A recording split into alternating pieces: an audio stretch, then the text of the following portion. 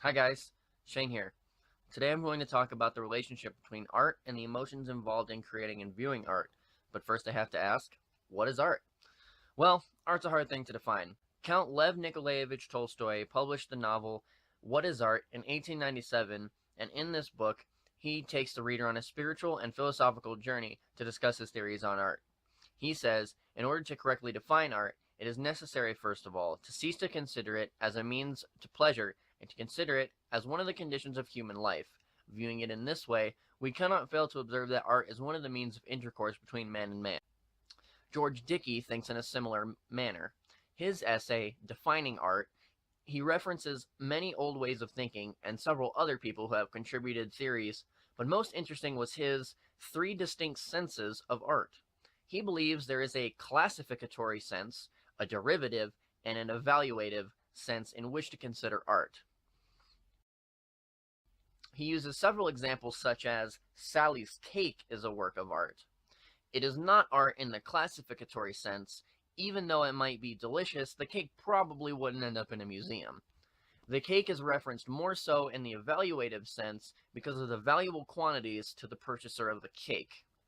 On the flip side, he chooses the example, this Rembrandt is a work of art, which it is in the classificatory sense, and we have proof of this. The State Museum of Prussian Culture in Gemäldegalerie, Berlin, has 19 of his paintings. That's more than any other museum in the world. And also, in the evaluative sense, the painting is art because of the response the viewer has to it. And as for the derivative sense, this refers to the imitation of other artworks or reality. And speaking of imitation, Plato talks about his imitation theory in his work The Republic. He has a strong dislike for the arts in such a philosophical way that people have regarded this work as very controversial. The underlying message that Plato tries to convey is that all works of art are imitations of reality, so therefore they're not genuine. He also adds that any artist is an imitator and a fake. A very hostile tone is perceived in his writing, and it makes you wonder just what caused this hatred for art. To find out, we have to take a quick look at Greek culture. Poetry was very central to the Greeks, just as some form of the Bible is very important in many cultures today. It was found that some poets back then could impose corrupt morals upon their society, which would affect children receiving education. To say the least, this was upsetting to Plato, because he felt that artists were no ideal moral character and therefore had no right to impose moral or cultural norms. I can understand his frustration, but I don't think we have to worry too much about this in the art world today. I don't usually view paintings, but when I come across one I like, I find myself staring at it for longer than I realize. I tend to search the painting thoroughly, as if to find every little detail and deeper meaning of it. And going back to Rembrandt, his painting, Christ in the Storm on the Sea of Galilee, this portrays human frailty, spiritual and physical, against the might of nature. The scene is where Christ says, "O ye of little faith," asking why the sailors are so frightened by this storm. Or perhaps the painting Aristotle with a bust of Homer is more relevant. This painting shows Aristotle resting his hand on a ceramic bust of Homer, who is the author of Iliad and the Odyssey, and it is implied by the light play and as well as the garments that he is wearing that he is contemplating material versus spiritual wealth. In this form, I can't fail to see how artwork is anything other than enriching. However, Plato's strong feelings towards the arts bring me to another question. I recently watched a video on YouTube by the channel Shots of Awe, and this video talked about the possibility that our own art can destroy us.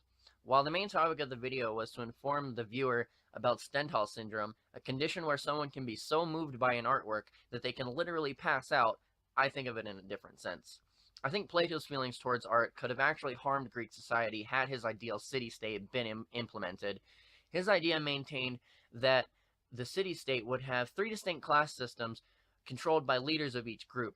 They would be based on physical prowess, crafting prowess, or intellectual prowess. This idea takes characteristics from aristocracy and socialism, two ideas quite frowned upon in today's world. I'm not sure if his idea could have worked, but who knows. Getting back to the relationship between art and our minds, another thing that stood out about Shots of Awe was mention of catharsis. Catharsis is defined as the process of releasing and thereby providing relief from strong or repressed emotions. Haikam Nar wrote an article about art and emotion titled thusly, talking about catharsis as one reason we view art. He says that we view negative works because we seek to release emotions felt afterwards, or we seek the possibility of doing so. I think it's an interesting idea to contemplate, but I have to say for myself that I seek out art because I want to add value to my life. I want to find something wonderful and make it a part of me. I'm sure most people feel that way too, because we as a people crave to be inspired. In our world today, emotional response is a precious commodity, especially on the internet, which is a haven for people to get their creations out there. Art is so important to us, and I'm not sure that Plato's society would have been healthy. Art is very central to our lives among the 7.4 billion people in the world. We all create art in some way, even toddlers do. Sure, crayon scribbles on the wall might not be so gratifying for adults, but that child is still learning things that are helping it with its developmental stages. We connect with art on a spiritual level, and it helps sync our body, heart, and mind. Eileen, Irene Serlin agrees in the article she wrote on art therapy. She talks about how the creation of art can help individuals' mental and physical health. She also cites C.G. Jung, who said in 1966, the need to create, communicate, create coherence, and symbolize is a basic human need. The ability to create is a courageous act in the face of illness or emptiness. Art touches and also expresses the whole complex human person, including levels of the mind, body, and spirit. The humanities connect people across different cultures and traditions to common challenges of the human condition. This statement is so relevant to Serlin's article because she goes into detail describing different forms of art therapy such as visual or music therapy and how they help people who suffer from a number of ailments. There are a lot of good points in her article, especially that art connects us to our imagination. I, for one, have been inspired by some of my favorite works.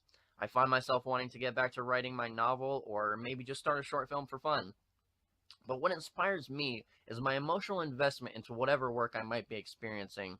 And I use that term because we traditionally think about reading poetry or novels or viewing a painting, but films and video games are also art too. Now, I do have to say that video games should be scrutinized for artistic value. However, one series has really grabbed me. That series is Mass Effect. In this series, it's a vast space opera that sees your character trying to save the galaxy from a myriad of threats. What makes this game so special is that it isn't just the story or setting, but the fact that the choices in this game interact with important or non-essential characters, and it changes the outcome of each installment in the game. I find myself developing a strong bond with each of the characters and emphasizing with them. This is called fictional emotions condition. This is when we feel genuine emotions towards fictional characters or situations. This is called fictional emotions condition. This is when we feel genuine emotions towards fictional characters or situations.